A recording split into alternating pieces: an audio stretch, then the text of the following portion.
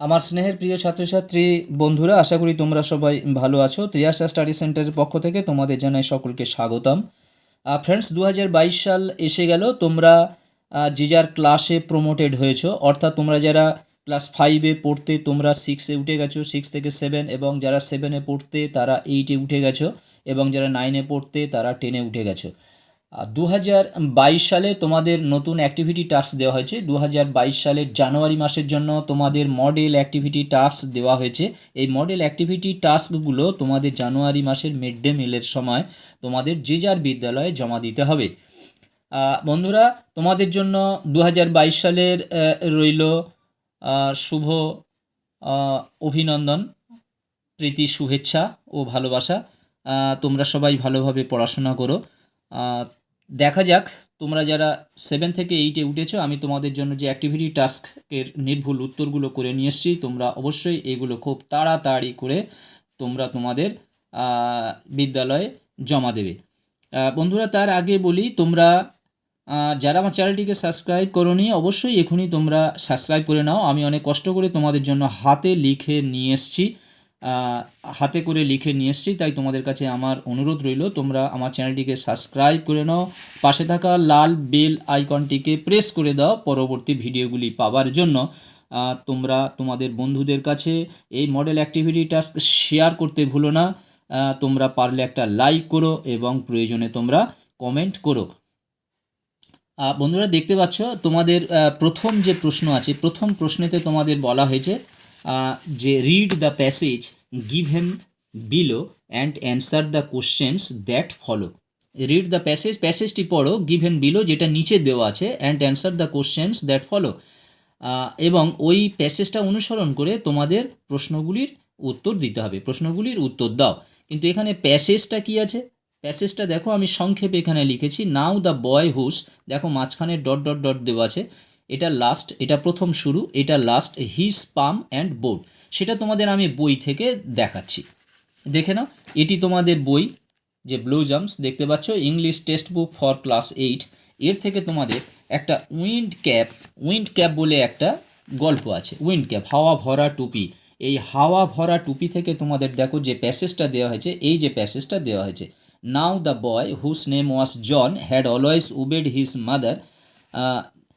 এটা হাওয়া ভরা টুপি, তোমরা গল্পটি খুব ভালো করে পড়ে নিও। তোমরা এখনও হয়তো ভালোভাবে গল্পটি পড়োনি, তোমরা যাই হোক এই গল্পটির মানে তোমরা খুব ভালো করে পড়ে নিও।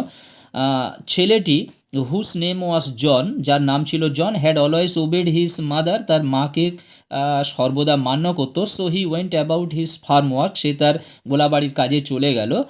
উইথ এ হেভি হার্ট মানে সব দুঃখে ভরা মন নিয়ে।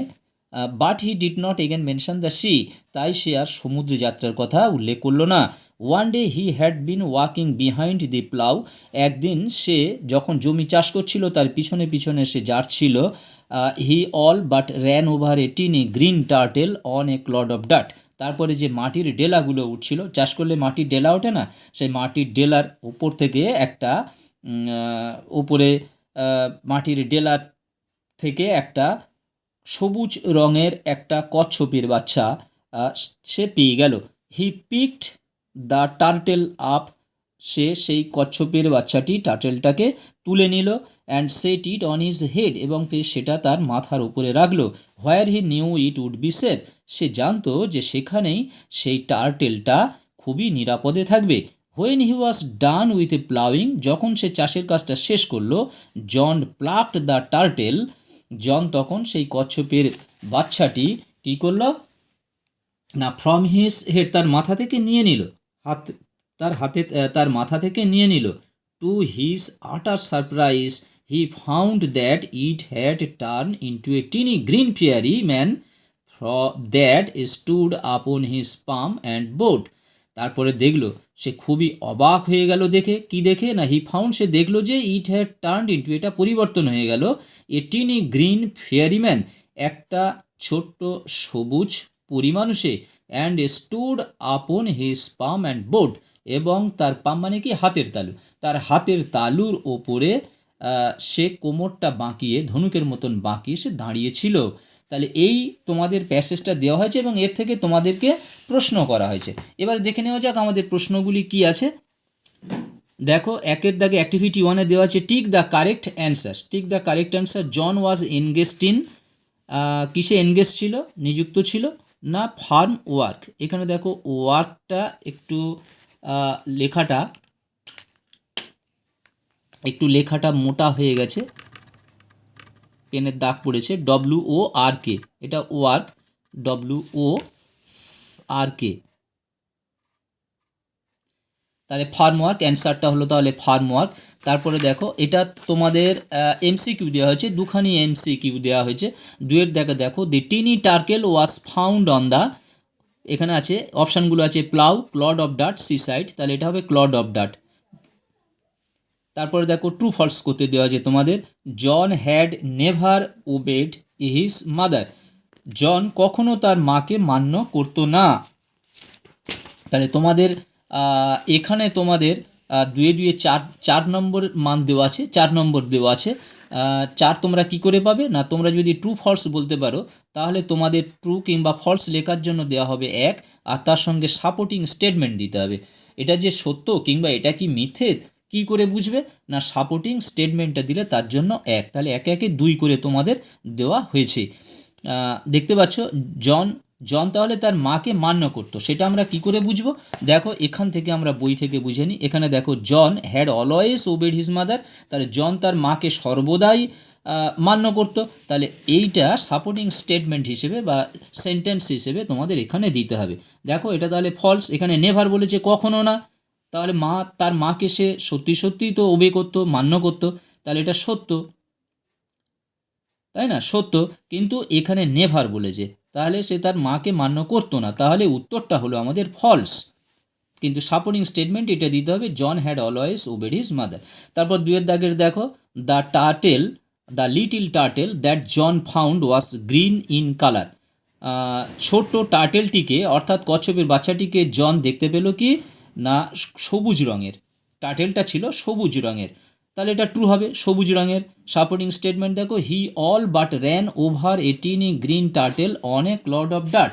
সেটা আমরা কোত্থেকে পাবো, সেটা এখান থেকে পেয়ে যাব। দেখো এখানে এই যে turned into a tiny green fairy, tiny green, এই গ্রিন কথাটা আছে, তাহলে গ্রিন রঙের ছিল।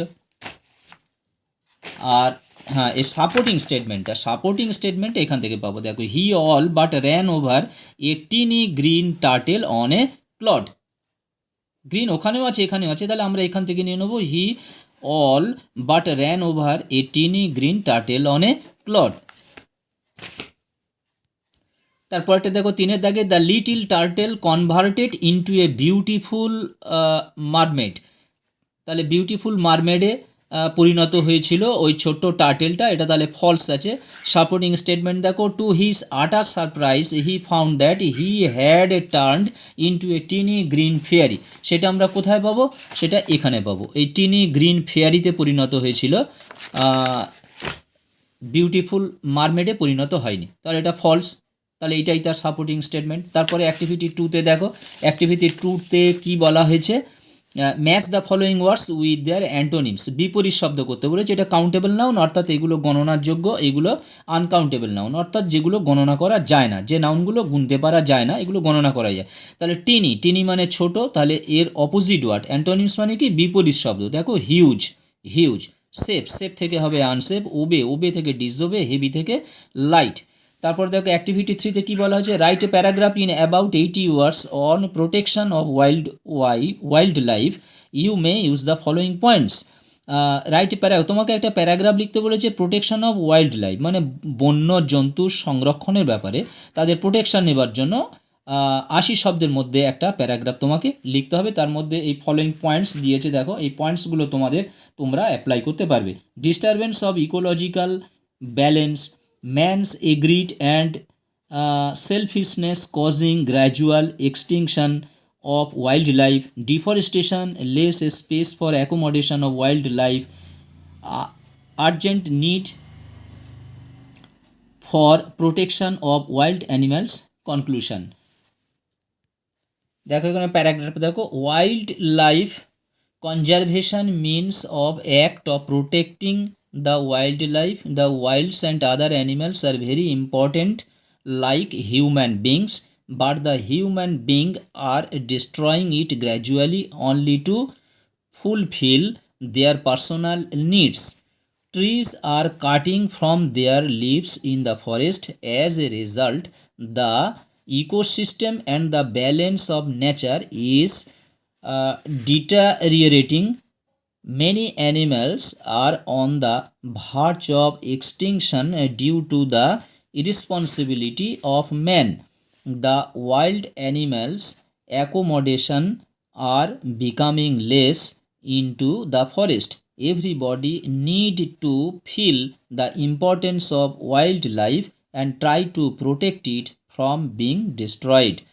বন্ধুরা এখানেই আজকের মতো ভিডিওটি শেষ করলাম। তোমরা অবশ্যই আমার চ্যানেলটিকে সাবস্ক্রাইব করে নাও, পাশে থাকা বেল আইকনটিকে প্রেস করে দাও পরবর্তী ভিডিওগুলি পাওয়ার জন্য।